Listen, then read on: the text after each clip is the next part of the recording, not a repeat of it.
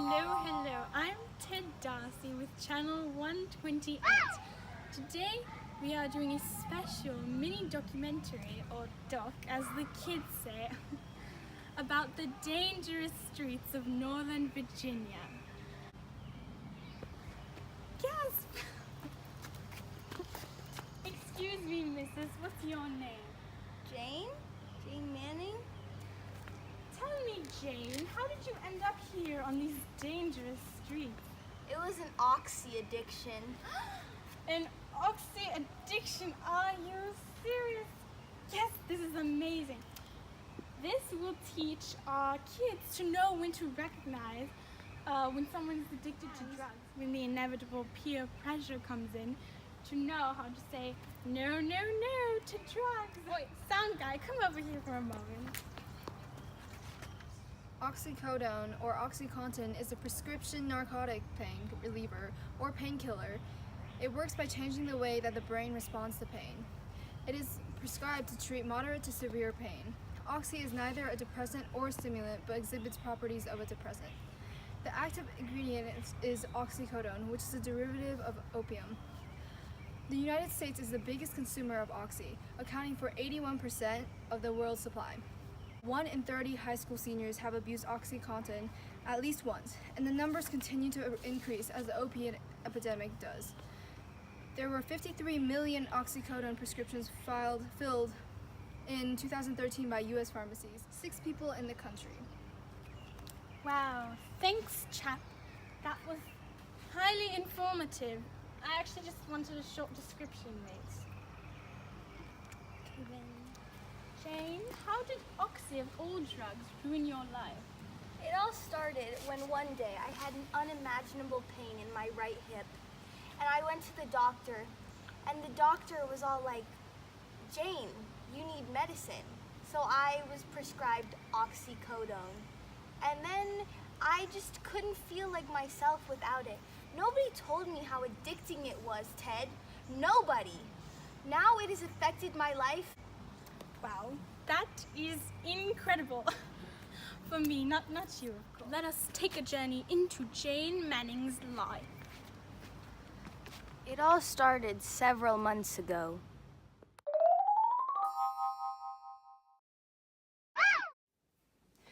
Jane's been really off lately. I've been worried. I should probably talk to her. Hey Jane, can we talk? Sure, honey, what about? You know, you've seemed really tired lately, and your pupils are always dilated, and even now you can't even focus. What are you implying? That I'm on drugs? No, of course not. I just want to make sure you're healthy. That's I all. am healthy, thank you very much. I'm just worried. Oh my god, what is this? OxyContin? Helen, I can explain. It was the only thing that made my hip feel better, and I just can only feel myself when I take them. I can't believe this. We're going to the doctor. No, if you trust me and love me, you won't make me go to Dr. Long. We need to make sure that you're healthy. I'm taking you to the doctor. Hey, Dr. Long. Hello, Helen. Jane, please sit. Jane, do you know the effects of OxyContin? No? Because of its opiate origins, it's basically like morphine and heroin. Oh my god. For one, you can become extremely dependent on it and addicted. How exactly is it addictive, Dr. Long? Helen.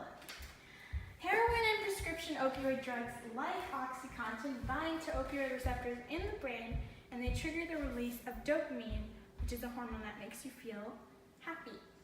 Basically, these drugs hijack the limbic system in the brain, inducing a powerful high that people eventually want to recreate, leading to increasingly addictive behaviors. There's still a lot of research to be done into how oxycodone works, but it's known that the pain-relieving effects of this narcotic occur because of its impact on the central nervous system, or CNS.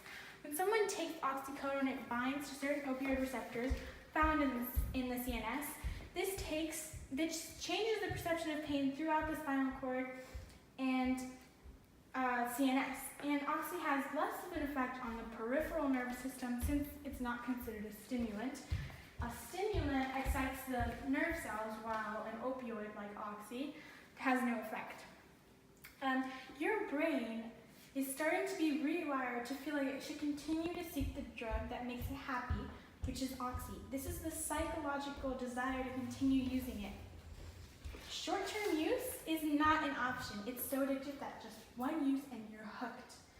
And as for long-term, you could get respiratory distress and you can even die, especially when you take it in high doses or in different methods like injecting a powder form, or even when you combine it with other substances, especially alcohol.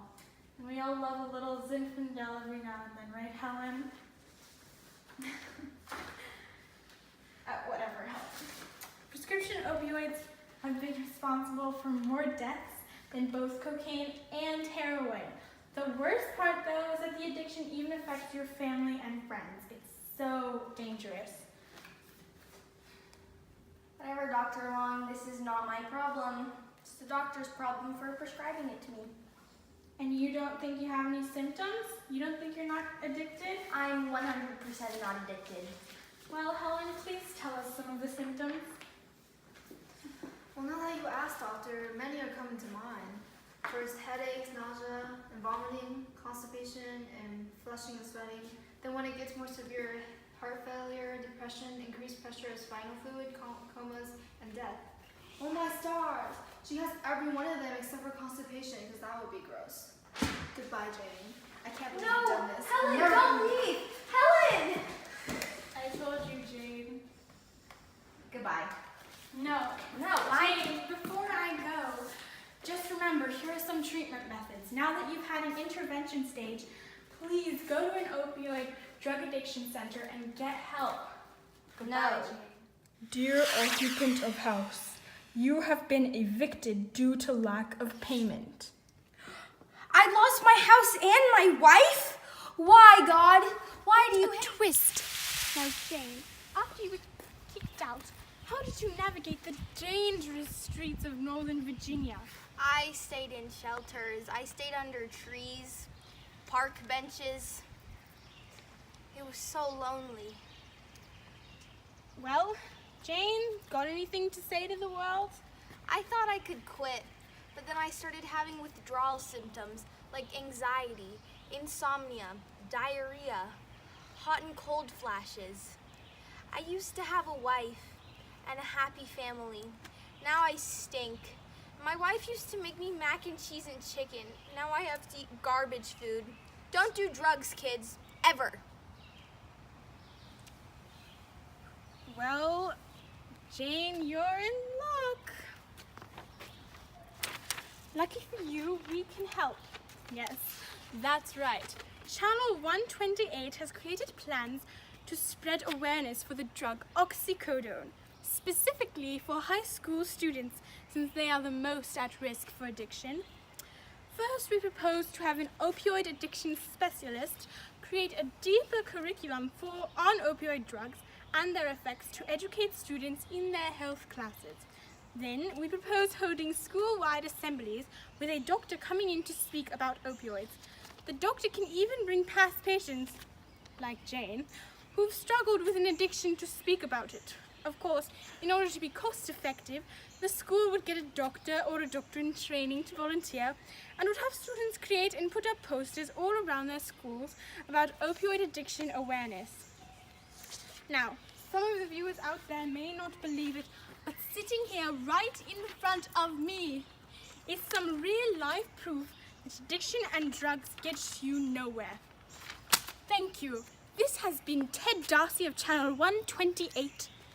Jane Manning. And sound guy!